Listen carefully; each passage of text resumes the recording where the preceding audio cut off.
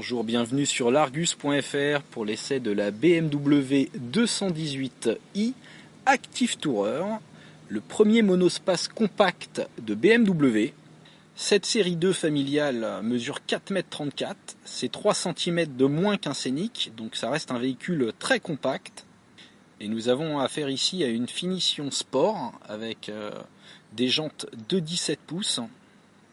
Malgré son appellation 218i qui laisse penser qu'il s'agit d'un moteur 1,8 litre, nous disposons en fait d'un petit 3 cylindres 1,5 litre turbo de 136 chevaux.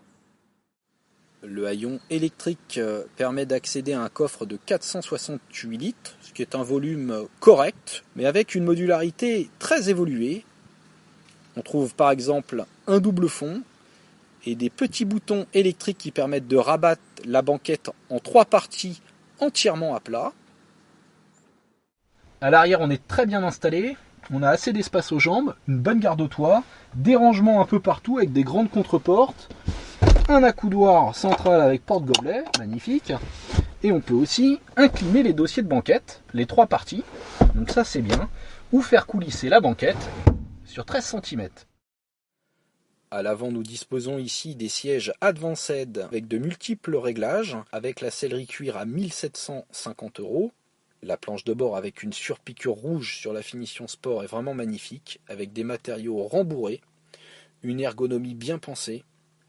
Et on trouve ici le GPS professionnel en option de 8,8 pouces, avec une fluidité des graphismes toujours aussi impressionnante. Et la possibilité d'accéder au Connected Drive, c'est encore une option. Donc ça permet d'avoir accès à une conciergerie, différents services et même des applications.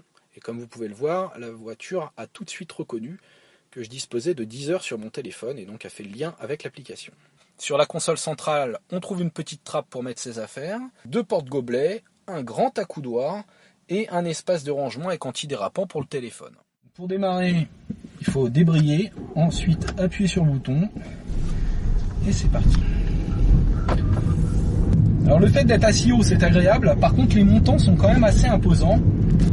Allez, on accélère et le petit 3 cylindres essence ne manque pas de nerfs. Dès qu'on enclenche le mode sport, on a une bonne réactivité au niveau de la pédale d'accélérateur, on n'a pas du tout l'impression d'avoir un 3 cylindres. La direction est très bien calibrée, très précise. Là, on a vraiment la sensation d'être au volant d'une BMW, ça fait la différence. Donc là, voyons, on est sur une petite route de campagne et on entend pas mal les bruits de roulement. Ça, c'est lié aux jantes de 17 pouces à profil assez sportif. D'ailleurs, c'est un véhicule qui est relativement ferme pour un monospace, mais je dirais que c'est pas moins confortable qu'un Scénic. Et là, vous voyez, quand je prends un rond-point avec un petit lever de pied, on sent que le train arrière enroule très très bien. Comme souvent chez BM, la commande de boîte présente des débattements relativement longs, mais la pédale d'embrayage n'est pas trop fatigante.